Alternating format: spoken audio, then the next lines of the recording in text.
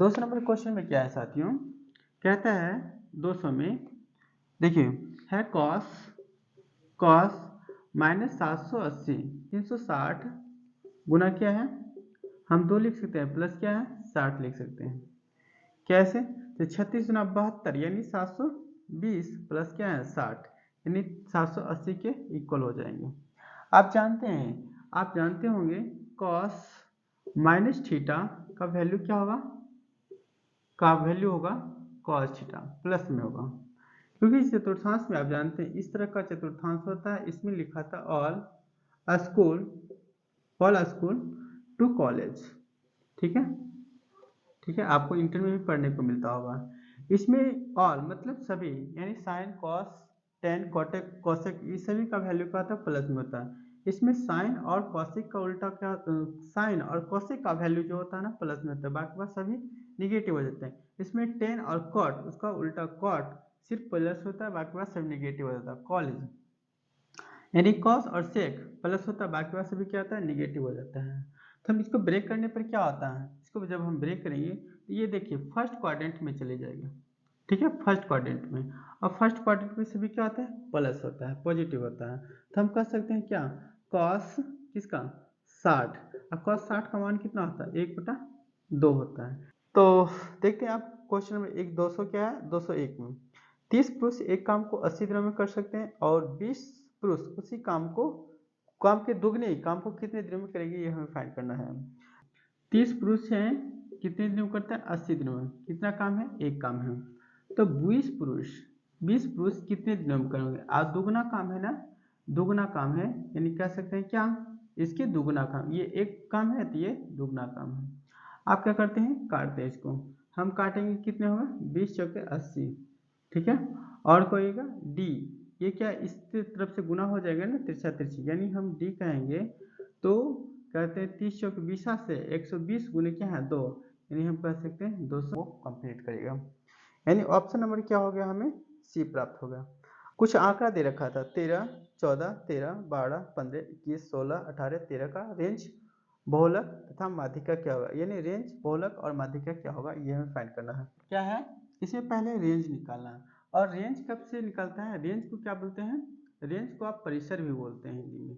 ठीक है, तो रेंज बराबर होता है क्या, ऊपरी सीमा माइनस निम्न सीमा, यानी सबसे इसमें देखते हैं सबसे कौन बड़ा है, ग्रेटर देन कौन है 21 सबसे ज्यादा लग रहा है। ठीक है, माइनस सबसे इसमें छोटा देखते हैं, निम्न सीमा को देखते हैं, सबसे छोटा क्या होगा 12, 12 से और कोई छोटा है नहीं है 12, क्या है इसको घटाते हैं कितना होगा 9, यानी हमें रेंज क्या है 9 प्राप्त हुआ। आप क्या चलते हैं बहुलक प्राप्त करने के लिए, तो बहुलक बराबर क्या जानते हैं आप, देखिए बहुलक बराबर आपको जो इसमें इस आंकड़ा में जो सबसे ज्यादा मर्तबा रिपीट हुआ है संख्या है, क्या इसमें देखते हैं 13 को, 13 एक मर्तबा 2 मर्तबा है ना, और यहाँ पे 1 2, ठीक है ये 3, और कहीं आया है 13 नहीं है। ठीक है, 14 एक मर्तबा आया है और एक ही मर्तबा आया है, 12 कितने मर्तबा है 12 भी देख रहे हैं एक ही मर्तबा है, यानी हम बहुलक कहेंगे तो कितना है 13 प्राप्त हो। क्या इस तरह से ऑप्शन मिल रहा है, ऑप्शन हमें मिल रहा है ए नंबर, यानी 9 और 13 एक ही ऑप्शन है पहला ना, तो हम कह सकते हैं कि ऑप्शन नंबर ए हमें प्राप्त हो जाएंगे। यानी आप माध्यिका कैसे ज्ञात करें, तो माध्यिका जो होगा ज्ञात करने के लिए इसको आप असेंडिंग या डिसेंडिंग ऑर्डर में इसको पहले सजा दीजिएगा। ठीक है, उसके बाद इसके बीच वाला जो होता है ना संख्या वो मेरा क्या होता है माध्यिका प्राप्त हो जाते हैं। अब चलते हैं 203 नंबर क्वेश्चन में, क्या कहता है वृत्त ए और वृत्त बी दोनों की त्रिज्या 4 यूनिट है। ठीक है, यदि बिंदु P ए पर स्थित था बिंदु Q B पर स्थित दोनों वृत्त का एक दूसरे को ठीक बिंदु पर स्पर्श करते तो PQ की अधिकतम लंबाई क्या होगा, यह हमें फाइंड करना पड़ेगा, है ना। इस तरह का त्रिभुज है और दूसरा सर्किल क्या है इस तरह से है। ठीक है, दोनों कहता है एक बिंदु पर स्पर्श करती है, ये क्या होता है ये सेंटर है हमारे हैं, ये सेंटर है मानते हैं। ठीक है, इसमें है एक तरह ए है, वृत्त का नाम है ए है और इसका नाम क्या है बी है।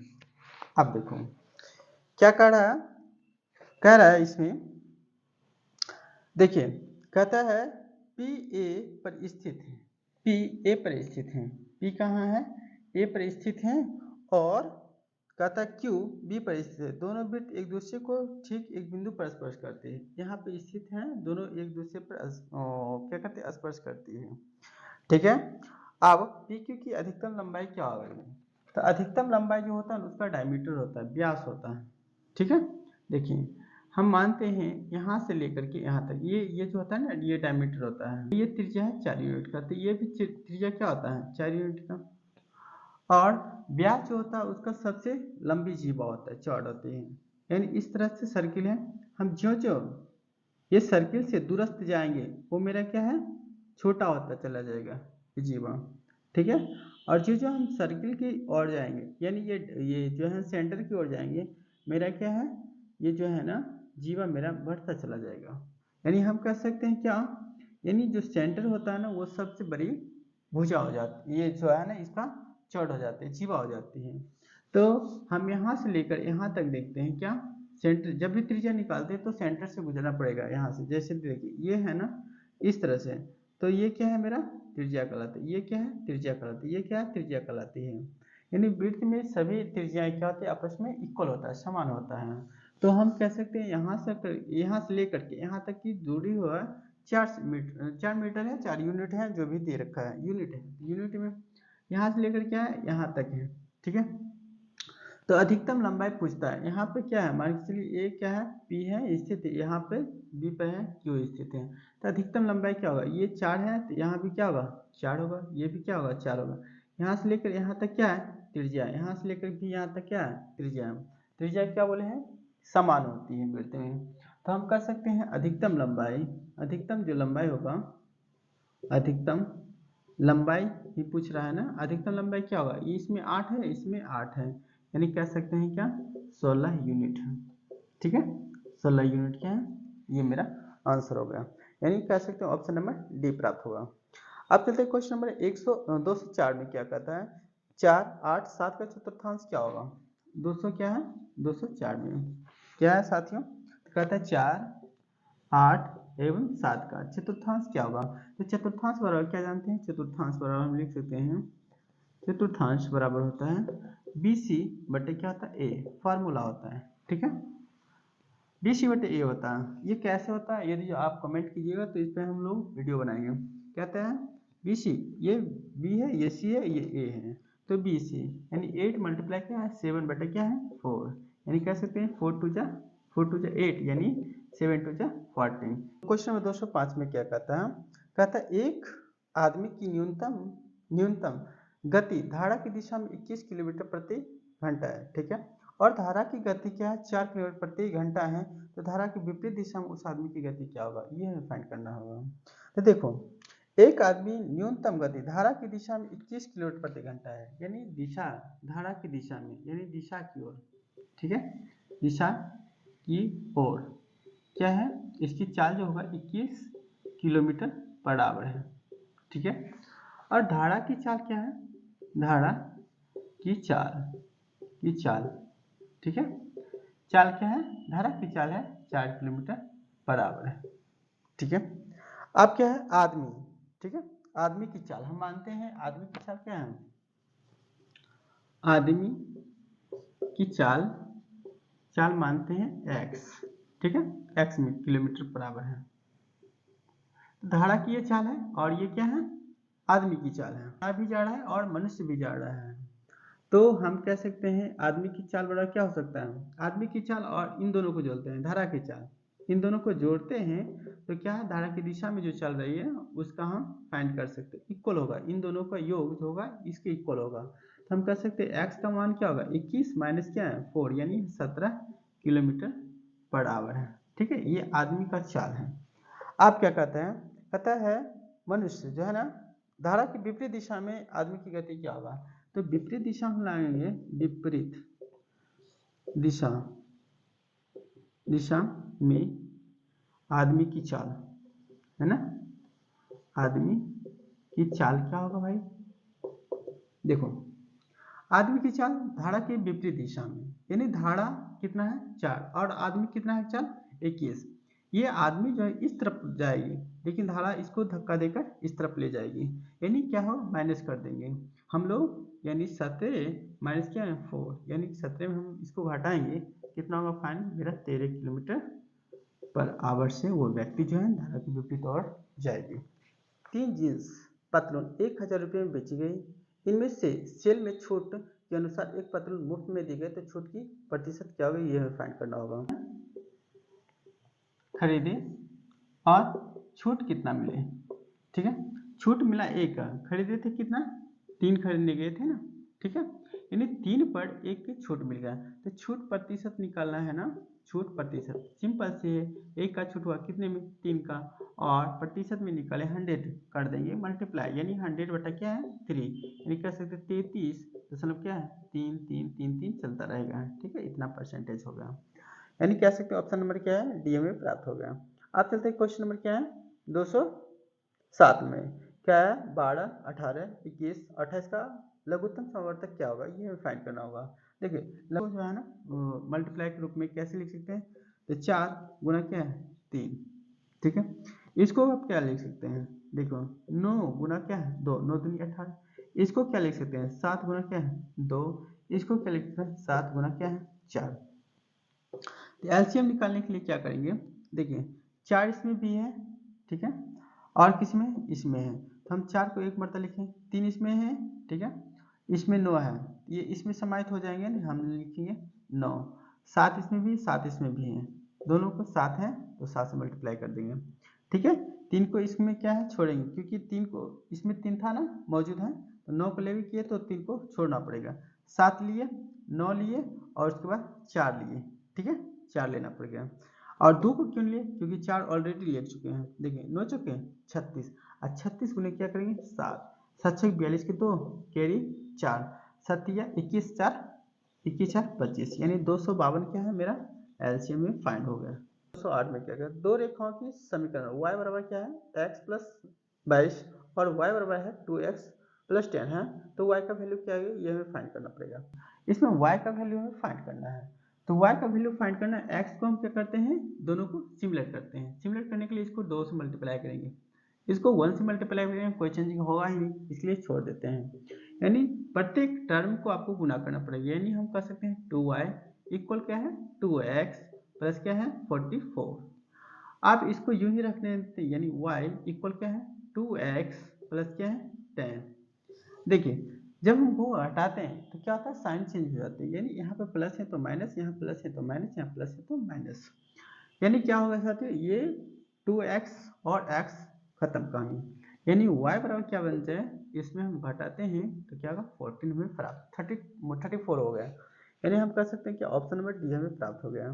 अब चलते हैं क्या क्वेश्चन नंबर 209 में, यदि tan थीटा बराबर 5/12 है तो cos थीटा और sin theta plus tan theta cot theta का वैल्यू क्या होगा ये फाइंड करना होगा। तो दे रखा है tan थीटा यानी क्या है 5/12 दे रखा है, तब tan थीटा वाला क्या जानते हैं, tan थीटा वाला होता है क्या, यानी p/b होता है, p/b होता है, क्या h प्राप्त है, तो h फाइंड करने के लिए क्या करते हैं 5/17 का ना, 5/13, हाँ 5/13 लगे, यानी h का वैल्यू होगा 13, ठीक है, यानी ट्रिपलेट पे इसको हम बैठा है 5/13, ठीक है, 3 4 5 इस तरह से ट्रिपलेट बैठता है, यानी h का वैल्यू हमें फाइंड हो गया।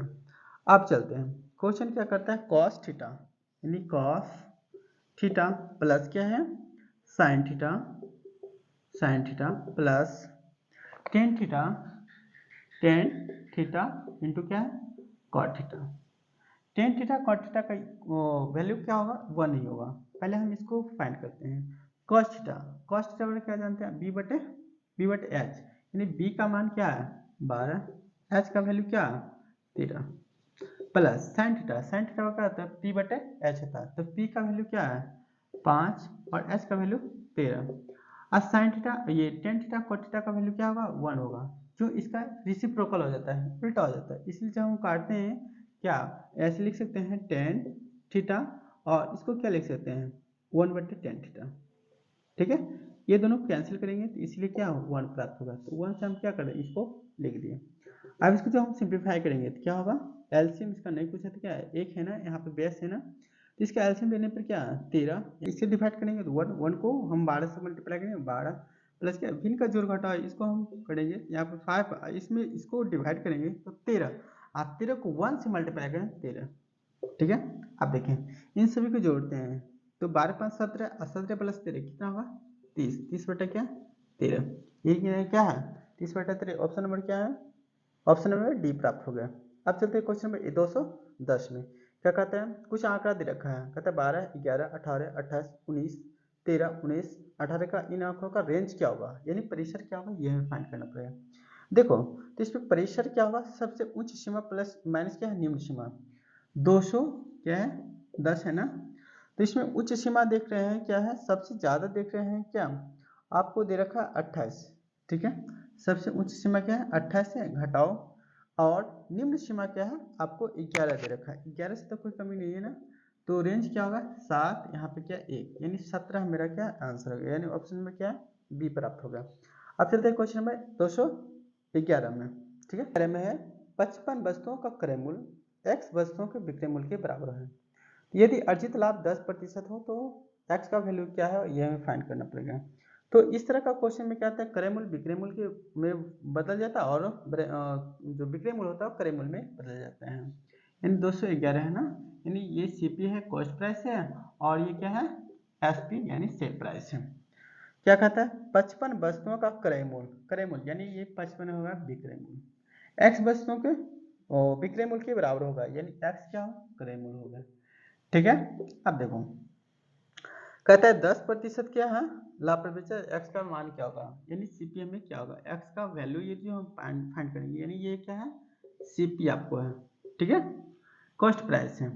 तो 10% का लाभ होता है, और अपने आप में कोई वस्तु क्या होता है 100% होता है, यानी कह सकते हैं क्या 55 बटे क्या है 110, 10% का लाभ, तो 100 तो पहले से था, 10% क्या लाभ होगा यानी 110, और अपने आप में 100% में होता है, तो क्या है 100 से मल्टीप्लाई करेंगे, 55 दूनो 110, इसको काटेंगे तो 50, ठीक है। यानी कॉस्ट प्राइस हमें x का है क्या। क्वेश्चन नंबर 212 में कहता है आपके पास नोटों की एक निश्चित संख्या है जिसका वर्ग कहता है मूल वर्ग निम्नलिखित, यानी 9 गुना 1 5 गुना 5 और 6 गुना 10 इस तरह से दे रखा है, तो कुल राशि क्या होगा यह हमें फाइंड करना पड़ेगा, यानी कितना है 9 रुपया।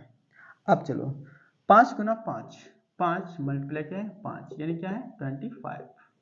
अब क्या है देखो अब है 6 गुना 10, 6 मल्टीप्लाई 10 यानी कितना हुआ 60 रुपया। नेक्स्ट चलते हैं क्या है 7 गुना 20, 7 गुना क्या है 20, यानी क्या है 7 गुना 14 यानी 140। अब क्या है 8 गुना 50, 8 गुना 50 यानी 8 25 40, 40 पे 1 0 यानी 400। अब क्या है साथियों 9 गुना 100, 9 गुना 100 यानी 900। सभी राशि यानी कुल राशि हमें फाइंड करना है, तो कुल राशि पूछ दिया है तो कुल राशि क्या करेंगे ऐड कर देंगे, वह सिंपल से 900 प्लस 400 यानी कितना होगा 1300, 1300 100 1400, इन दोनों को जोड़ने पे क्या है, इन दोनों को जोड़ने पे 200, तो यहाँ से हो गया ना हमें फाइंड, ठीक है। तो देखो 600 9 6 1500, 1500 और ये दोनों को जोड़ेंगे कितना है 25 9 क्या है 25 और 9 34 हो गया ना, तो 1500 क्या है 34 में प्राप्त हो गया। क्रम क्या है निम्नलिखित में कौन सी अवरोही क्रम में है ये हमें फाइंड करना है। तो इसमें क्या देखो 2/3 3/4 4/5 1/2 इस तरह से है क्वेश्चन है। तो आपको इस तरह का जब कोई भी क्वेश्चन रहे यानी अंश और हर के रूप में दिया और अंतर मेरा समान रहे, क्या है अंतर मेरा समान रहे, तो जो सबसे जिसका न्यूमिनेटर यानी जो अंश है ना सबसे बड़ा रहता है वो बड़ा हो जाता है, जो छोटा रहता है वो छोटा रहता है। इसमें चारों ऑप्शन में देखने पर हमें पता चलता है, यानी ऑप्शन नंबर सी हमें प्राप्त हो जाएंगे अवरोही क्रम में, क्योंकि देखें ये जो है ना इस तरह से रूप में है, ठीक है 213 है ना 213 क्या है साथियों 4/5, 4/5 कोमा क्या है 3/4, 3/4 कोमा 2/3, 2/3 और 1/2 है ना 1/2, यानी क्या बोलते हैं जिसका न्यूमिनेटर बड़ा है वो बड़ा रहेगा। 214 है ना, कहता 3 4 5 3 1 का मानक विचलन क्या होगा है ना, ये फाइंड करना पड़ा। अच्छा है क्वेश्चन 200 क्या है 14 नंबर। देखो साथियों क्या है आपको डाटा दे रखा है 3, ठीक है 3 दे रखा है 4 दे रखा है 5 दे रखा है और क्या है 3 दे रखा है और 1 दे रखा है, ठीक है। इसका कहता है क्या, मानक विचलन ज्ञात करने के लिए। तो मानक विचलन ज्ञात करने के लिए से पहले इसका क्या करते हैं हम लोग, माध्य निकाल लेते हैं। ठीक है, तो माध्य बराबर आप जानते हैं सभी संख्या का योगफल, सभी को जोड़ते हैं 3 + 4 + 5 + 3 + 1। ठीक है, बटे कितना 1 2 3 4 5, 5 से भाग कर देंगे, सभी की जोड़िए। तो 7 3 4 7, 7 5 12, 12 5 12 और 4 है ना 16, 16 बटे कितना है 5। देखो इसको हम दशमलव मिलाएंगे, इसको 2 से गुना कर देते हैं तो 10 बन जाए, इसको 2 से भी गुना करना पड़े, जब न्यूमरेटर में आप 2 से गुना किया और डिनोमिनेटर में, तो न्यूमरेटर में भी 2 से गुना करना है। ये देखिए 16 दूनी 32 बटा क्या है 10 है ना, तो एक अंक के बाद दशमलव देते हैं, 3 दशमलव क्या है 2। यानी जब आपको मानक विचलन ज्ञात करने और दशमलव में आ जाए तो इसको हम जो है ना लगभग हम इसको जो है ना 3 ही मान के चलते हैं। ठीक है, आप देखो मानक विचलन ज्ञात करने के लिए क्या करेंगे, मानक विचलन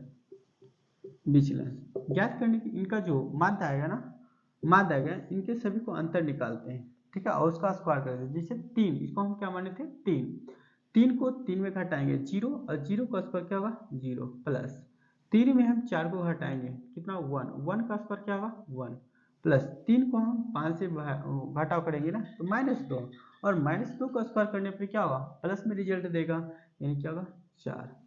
3 को आप 3 से घटाव कीजिएगा नहीं, यानी सब्ट्रैक्ट कीजिएगा तो 0, 0 को स्क्वायर करेंगे 0, प्लस 3 को आप 1 से घटाएंगे तो कितना होगा 2, 2 का स्क्वायर करने पर 4 हमें प्राप्त होगा। और कितनी संख्या है 5 है, तो 5 से हम डिवाइड कर देंगे। देखो सभी को आपने ऐड किया तो कितना आएगा साथियों, कहता है 1 + 4 5, अब 5 4 9, यानी 9 बटे कितना है 5, यानी इसका जो वर्गमूल है टोटल निकल गया ना, यानी 3, और ये जो है ना रूट रह ही गया अंदर में, यानी 3/√5 हो गया। हम कह सकते हैं क्या ऑप्शन नंबर हमें सी प्राप्त हो गया। अब चलते हैं क्वेश्चन नंबर 215 में। 215 में कहता है 12% की दर से साधारण ब्याज प्रत्येक 6 महीने के अंत में मूलधन में जोड़ी जाती है। ठीक है, मूलधन में जोड़ी जाती है। ठीक है, 6 महीने के अंत में मूलधन में जोड़ी जाते हैं क्या ब्याज, तो ब्याज की वार्षिक प्रभावी दर क्या होगा यह फाइंड करना पड़ेगा। देखिए प्रतिशत, ठीक है 12%। समय क्या है, तो समय आपको दे रखा है कितना 1 ईयर। ठीक है, 1 वर्ष दे रखा है। अब चलते हैं क्या है क्वेश्चन, कहता है छमाही, छमाही में जोड़ता है ना छमाही, छमाही करता है तो यानी 6 महीना पर क्या करता है वो सूद लेगा, यानी सूद जब लेगा 6 महीना पर तो इसको हम क्या करते हैं आधा कर देते हैं। ठीक है, यानी 6% का रेट से चलेगा। और समय क्या होगा, समय जो होगा उसका दुगना होगा, समय क्या होगा समय दुगना होगा। एक साल में 2 बार 6 महीना आएगा ना, तो समय हो जाएगा हम कह सकते हैं 2 वर्ष। यानी इस तरह का जब हम सी आई ज्ञात करेंगे, ठीक है सी आई यानी सी आई ज्ञात करेंगे तो उसका फॉर्मूला होता है 2r प्लस क्या होता है आर स्क्वायर बटे क्या है 100, यानी 2r का वैल्यू क्या है 6 प्लस क्या है 6 का स्क्वायर करेंगे कितना होगा 36 बटे क्या है 100, यानी कह सकते हैं क्या साथियों 6 दूना 12, और इसका जब हम करेंगे 36/100 तो हम कहते 36/100 को 36 देखिए 36/100 क्या लिख सकते हैं आप 0 पॉइंट क्या है 36 है ना, तो हम 36 लिख सकते हैं। ये क्या है मेरा दर निकल गया है, जैसे आपको दे रखा है इस तरह से। ठीक है, और क्या है एक जो है इस तरह से बढ़ा दिया गया। ठीक है, अब देखो यहाँ पे z है स्थित, इस z का वैल्यू हमें फाइंड करना है। ये क्या है 82 डिग्री, और ये क्या है 35 डिग्री आपको दे रखा है। देखो z का वैल्यू फाइंड करना है, तो आप जानते हैं शीर्षाभिमुख में कौन क्या होते हैं आपस में इक्वल होता है। यदि जो आपको 82 डिग्री है ये भी क्या होगा 82 डिग्री होगा, ये 35 डिग्री है तो ये भी क्या होगा 35 डिग्री होगा। ठीक है, आप जानते हैं ये क्या है एक ट्रायंगल के रूप में आएगा, जैसे इसका नाम रख देते हैं ए बी सी, तो ए बी सी क्या है एक ट्रायंगल है, और ट्रायंगल का सभी कोणों का योग कितना होता है 180 होता है। बस 180 में क्या कर देंगे हम लोग इन दोनों को ऐड करके हम लोग घटा देंगे, क्योंकि शीर्षाभिमुख को ये जो होगा ये हमें प्राप्त होता है, जब ये प्राप्त हो गया तो ये क्या होगा जेड हमें प्राप्त हो जाएंगे। ठीक है, अभी जस्ट बताए शीर्षाभिमुख कोण क्या होते हैं आपस में इक्वल होते हैं, यानी 180 में इन दोनों को जोड़िए 7 2 देखिए 5 2 7, ठीक है, और 3 और 8 8 3 11, इसको घटाएंगे कितना होगा यहाँ पे 3, यहाँ पे 7 में से घटा 6 और 1 में से घटा, यानी जेड का वैल्यू जो होगा मेरा 63 डिग्री ये हमें फाइंड होगा। ठीक है। तो इस तरह से क्वेश्चन नंबर क्या है, हम लोग 216 तक हल किया है। ठीक है, यदि यह वीडियो आपको थोड़ा सा भी हेल्पफुल लगे तो अपने दोस्तों में शेयर कीजिएगा। ठीक है, जय हिंद।